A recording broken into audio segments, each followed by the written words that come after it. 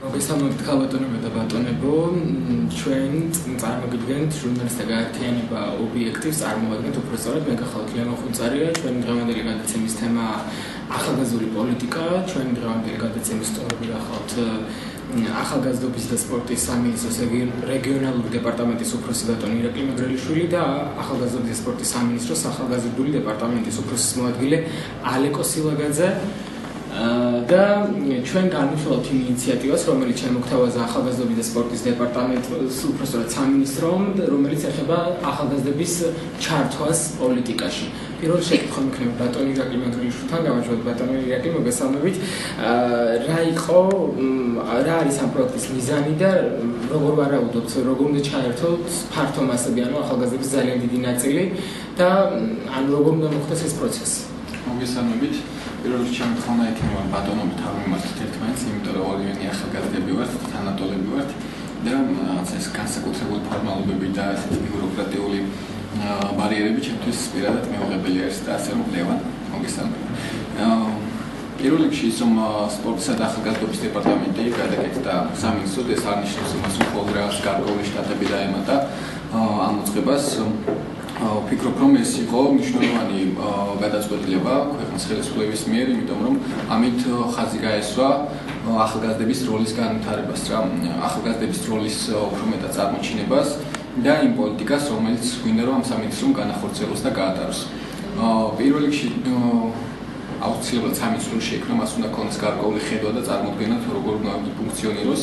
ეს ხედვა არ შეიძლება იყოს რაღაც მარტო მოკლევადიანი, უნდა იყოს სათქმო უნდა გრძელვადიანი, მდგრადი და რაღაც სტაბილურობის გაცდა უნდა ქონდეს და სწორედ ამიტომ ამ დოკუმენტზე ჩვენ მუშაობთ უკვე საკმაოდ დიდი ხანია.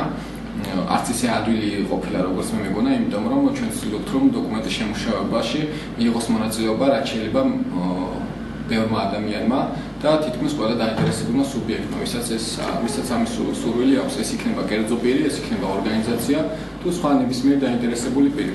ამიტომ ჩვენ ხშირად ვაწყობთ ხოლმე შეხვედრებს დაინტერესებულ პირებთან. ეს არის ხოლმე ძირითადად სამუშაო შეხვედრები, მხოლოდ ტელევიზიით გაშუქდა უნივერსიტეტში სტუდენტებთან შეხვედრა, სადაც გაგვიზიარეს მათ თავიანთი იდეები, თავიანთი ხედვები, წარმოდგენები ამ დოკუმენტთან დაკავშირებით. იგეგმება კიდევ შეხვედრები არასამთავრობო სექტორთან, ანუ იმ ახალგაზრდულ ორგანიზაციებთან, რომლებიც დაკომპლექტებული არიან ძირითადად ახალგაზრდებით, ასევე დონორ ორგანიზაციებთან, ასევე იგეგმება სხვა ისეთ რეგიონებში იგეგმება შეხვედრები, რეგიონებშიც კი მე თვითონ მიქნები ამის ესე ვთქვათ განმახორციელებელი სწორედ ამ კვირიდან ვიწყებ გასვლას და ყველა საუნივერსიტეტო ქალაქში ჩავალ, სადაც მოწვეული იქნებიან აბსოლუტურად ყველა რეგიონებიდან ახალგაზრდები, სტუდენტები, ის ორგანიზაციები, რომლებიც მუშაობენ ახალგაზრდულ თემებზე. ვფიქრობ, რომ ეს დოკუმენტი იქნება არა ერთი და ორი პირის, ან ერთი სამინისტროსი, არამედ მართლაც იქნება ამსახველი იმ ჩართულობისა, რომელიც არის სამინისტროს ერთ-ერთი მიზანი, რომ ახალგაზრდები იყვნენ მაქსიმალურად ჩართული საზოგადოებრივ, პოლიტიკურ და არაპოლიტიკურ ცხოვრებაში. ბატონო ირაკლი, მოკლედ, ანუ ფორმალურად ხდება დაკანონება შეიძლება ითქვას იმ პოლიტიკის, რაც დაიწყო ვარდების რევოლუციის შემდეგ და რო გავიხსენოთ ძველი ბერძენი ფილოსოფოსი არისტოტელე სწორედ ამას ლაპარაკობდა, რომ აუცილებელია პოლიტიკაში არ არის აუცილებელი მარტო იყვნენ ხარისხული ადამიანები, აუცილებელია იყვნენ ახალგაზრდები და მათი ენერგია მოხმარდეს საერთო საქმეს. ბატონო ალეკო, ჩვენ შეიძლება რომ ცოტა დეტალურად დავიწყოთ ამ პროექტის განხილვა და თქვენ მოგვახსენოთ რაში მდგომარეობს მაინც ძირითადი ორიენტირები, რაზეა მინიშნებები, რაზეა გაკეთებული.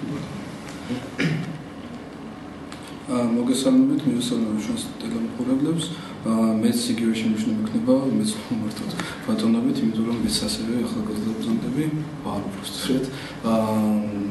სანამ თქვენ შეკითხვაზე ვაპასუხებთ, მე მინდა შევაქო და წავხალისო თქვენი ძალისხმევა, რომ გავცურვო რომ გააშუქოთ ეს საქმიანობა, რადგანაც ჩვენი შეფასებით მასმედია ზოგადად არის ერთ-ერთი სუბიექტი, რომელიც ახალგაზრდულ სფეროში მოღვაწეობს და ძალიან ბევრი ახალგაზრდა ინფორმირების სახით იღებს ინფორმაციას. საკუთარი საქმიანობის შესახებ, აქედან გამომდინარე, მივესალმებით სწორედ თქვენს სულს, რომ აქტიურად გააშუქოთ ეს საქმიანობა და მოვუწოდებ ყველა მედიას საშუალებას, რომ აქტიურად ჩაერთონ ამ პროცესში. რა შეეხება თვითონ რას ასახავს ეს დოკუმენტი? როგორც ირაკლიმ თქვა, აქ ასახული არის, ესე ვთქვათ, ხედვა დამოკიდებულება სახელმწიფოს ახალგაზრდობის მიმართ. და მნიშვნელოვანია ის, რომ სახელმწიფოს გააჩნდეს ასევე ელექტრომაგნიტური რო გრძელვადიანი ხედვა იყოს. იმიტომ რომ თუ განვიხილოთ ესე რომ ვთქვათ, დღეს შეიძლება მე და ირაკლი რომელიც წარმოადგენთ სახელმწიფოს კონდეს ესე რომ ვთქვათ რაღაც გარკვეული შეხედულებები, მაგრამ მოხდეს ისე რომ ჩვენ შემდეგ რაღაცა მოვიდეს სხვა ადამიანი, რომელსაც სხვა შეხედულებები აქვს და ესე რომ ვთქვათ, სხვადასხვა ადამიანის მოსვლასთან ერთად სახელმწიფო პოლიტიკა მუდმივად იცვლებოდეს. სასურველია რომ არსებობდეს რაღაც ერთი გრძელვადიანი ხედვა და ესე რომ ვთქვათ, ცვალებადი არ იყოს და ამ ხედვაზე თავიდანვე შეტანილდეს ყველა სუბიექტი, რომელიც ამ სფეროშია ჩართული. აქედან გამომდინარე, ჩვენ ვცდილობთ ესე რომ ვთქვათ, ანალიზი გავუწიოთ ზოგადად სფეროში რა სიტუაცია და აქედან გამომდინარე, ჩვენ ვეუბნებით ყველა იმ კვლევას, რომელიც ესე რომ ვთქვათ, ჩატარებულა ახალგაზრდობის სფეროში და გარდა ამისა, ესე რომ თავაზობთ ჩვენს ხედვას სხვადასხვა საკითხთან მიმართებაში, მაგალითად ისეთი როგორც არის მაგალითად არაფორმალური განათლება, ისეთი როგორც არის ახალგაზრდობის მონაწილეობა, ისეთი როგორც არის მაგალითად ახალგაზრდობის რაღაც შემოქმედებითი კულტურული ინიციატივების სახელმწიფო და ასე შემდეგ. ანუ თქვენი სამინისტრო არის ღია ინიციატივების, გარე ინიციატივებისგანაც, ხო? ანუ თუ ახალგაზრდების რაღაც ჯგუფს გაუჩნდება ინიციატივა, თქვენ ხართ მზად და მზაობა არსებობს სამინისტროში, განიხილოთ ეს ინიციატივები და შემდეგ თუ მოიწონებთ და თუ იქნება საჭირო, განახორციელოთ, ხო? კარგით. მაინც რა მაინტერესებს? აი რა კრიტერიუმებით არჩევთ იმ ახალგაზრდების ჯგუფებს, ვისთანაც თქვენ ატარებთ შეხვედრებს? ორივესთან მექნება ეს შეკითხვა და ბატონო, პირველ რიგში გიპასუხებთ იმას, რომ თქვენს დაინტერესებული პირი ხართ და დარწმუნებულად თქვენი კოლეგებიც, ამიტომ დღესვე გადმოგიგზავნოთ თქვენს ამ დოკუმენტს.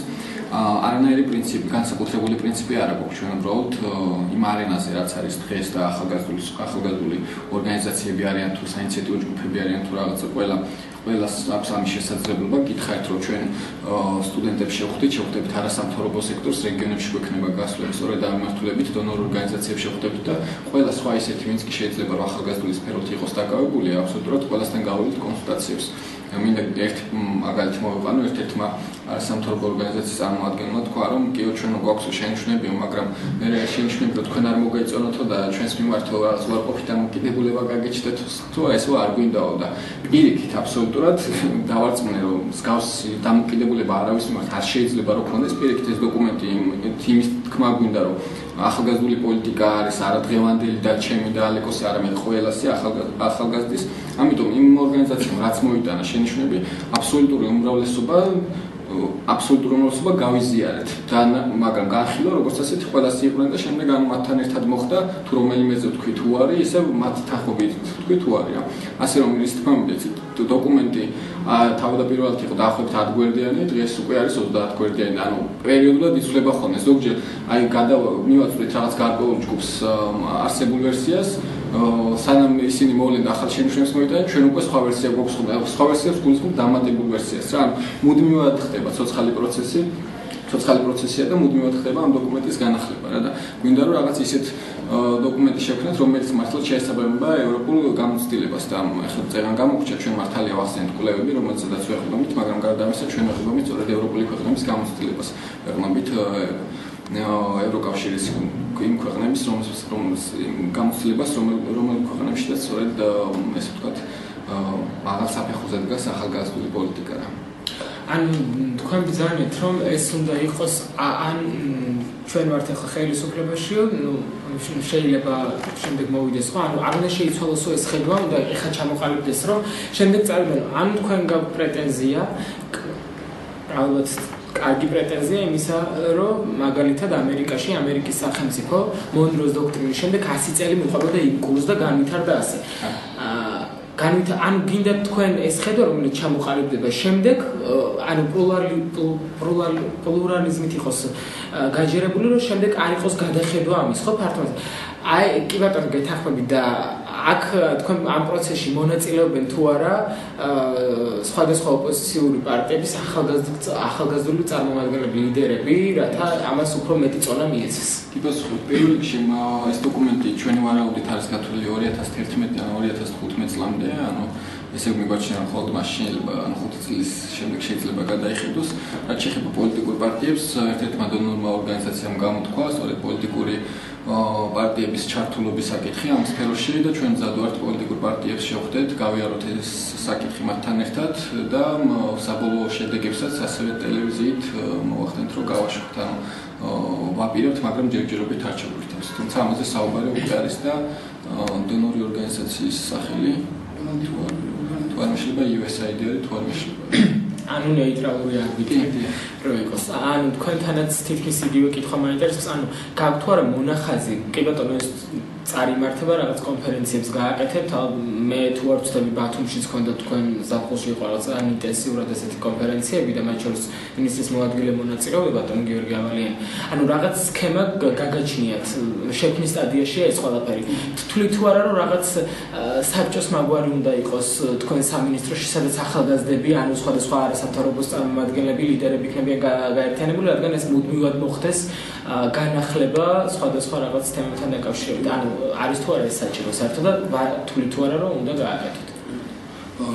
რაც შეეხება თვითონ ამ დოკუმენტს და მასთან დაკავშირებულ განხილვებს, იმას ვიტყოდი, რომ ანუ ჩვენ პრინციპში თავიდანვე ღია გარის პრინციპი ავირჩიეთ, ასე რომ ვთქვათ, მაშინ როდესაც ჩვენ დასრულებული დოკუმენტი ჯერ არ გვქონდა, ჩვენ თვითონაც კი ეგრეთ შეიძლება რაღაც საკითხებს ბოლომდე ერთმანეთთან შეთანხმებული არ ვიყავით ამ პოლიტიკაში, ამ დოკუმენტში როგორ აგვასახა, ამის მიუხედავად ეს დოკუმენტი უკვე განხილვაზე გავიტანეთ და უკვე ორგანიზაციებს მიუწეს საშუალება რომ ჩართულიყო ამ პროცესში. მინდა ვთქვა რომ პრინციპში არ არსებობს შემთხვევა, როდესაც ჩვენ რომელიმე ახალგაზრდობის უარი გვთქვია, ესე რომ ვთქვათ, ამ პროცესში მონაწილეობაზე ჩართულებაზე, რაც შეეხება თქვენ შეკითხვას, ან რას თუ შეიძლება ნუ საბჭოს მაგვარი ვარაუდობთ ეს საბჭო არის როგორ ვკითხათ კონკრეტული მექანიზმი იმისთვის რომ ვსრულებო ჩვენ ახალგაზრდობის ჩართულობა ჩვენთვის მიზანი არის არა თვითონ ახალგაზრდობის საბჭოების შექმნა არამედ ესე რომ ვთქვათ უზრუნველყოთ ახალგაზრდების მონაწილეობა სწორედაც ამიტომ არის მნიშვნელოვანი რომ ახალგაზრდობის ორგანიზაციებმა თვითონ ახალგაზრდებმა გვესაუბრონ ჩვენ იმ საკითხებზე თუ რა ფორმა არის მათთვის უფრო უკეთესი ჩვენთან კომუნიკაციისთვის შესაბამისად თუ თulis ახალგაზრდობის უმეტესობა ეს არის საბჭო და პრინციპით ძალიან ქვეყანაში მსგავსი მაგალითი არსებობს ну რა თქმა უნდა ეს უნდა მოხდეს ეს პროცესი ისე ვთქვათ განხილვის პროცესი უფრო ღია და უფრო მასშტაბურია ვიდრე საბჭო იმიტომ რომ მოგხსენება საბჭოში შემოვალი ორგანიზაციების რაოდენობა ყოველთვის ლიმიტირებული არის აქედან გამომდინარე ჩვენ ვფიქრობთ რომ ეს უფრო ფართო უნდა იყოს განხილვა თუმცა შემდგომში უკვე როდესაც რაღაც კონკრეტული მექანიზმებზე ვისაუბრებთ შეიძლება ამ კუთხითაც ჩამოვყავდეთ დიახ, ანუ მე ვარაუდობ იცით რას რომ საბჭო რომელშიც იქნება დავუშვათ სხვადასხვა უნივერსიტეტების თვითმმართველობის თუნდაც პრეზიდენტები, ანუ რომლებიც წარმოადგენენ ძალიან ფართო მასას სტუდენტების. სწორედ ამას ვუწევთ. თუმცა საბჭო მონაწილეობის ფორმი შეიძლება იყოს რაღაც ერთი საშუალება, ანუ ეს არ არის ესე. ხო, ერთადერთი მეთოდი, რითაც შეიძლება იმუშაოთ, თუმცა რა თქმა უნდა ჩვენ არა მარტო ახალგაზრდა ორგანიზაციებთან ჩვენ გვეუბნებთ ასევე რომ ამ პოლიტიკის დოკუმენტით განისაზღვროს კიდე მონაწილეობის რამოდენიმე მექანიზმი, სამშობლოვანი ასევე სხვადასხვა სამთავრობო სტრუქტურებს შორის კოორდინირება, იმიტომ რომ მოგხსენებათ რომ ახალგაზრდობის საკითხები მოიცავს ბევრ ისეთ საკითხს, რომელიც სხვადასხვა სამინისტროში არის, ესე რომ ვთქვათ, მიმობნეული, ესე რომ ვთქვათ, ან მარტო ჩვენი კომპეტენცია ახალგაზრდობის სფეროს მუშაობაზე, მუშაობის არ არის ესე. Când gândire ასევე რაღაც სამუშაო ჯგუფი ან ეფექტური მექანიზმი მოსაფიქრებელი, რომელიც მოწონს საშუალებას კოორდინირება გაუწიოთ ესე ვთქვათ ახალგაზრდობის საკითხებს სახელმწიფო სტრუქტურაშიც და ასევე საერთაშორისო ორგანიზაციებთან რაღაც მსგავსი რეჟიმის დამკვიდრება იქნება კარგი, რადგანაც კოორდინირება ესე ვთქვათ ახალგაზრდობის სფეროში არის უმნიშვნელოვანესი საკითხი. მადლობთ.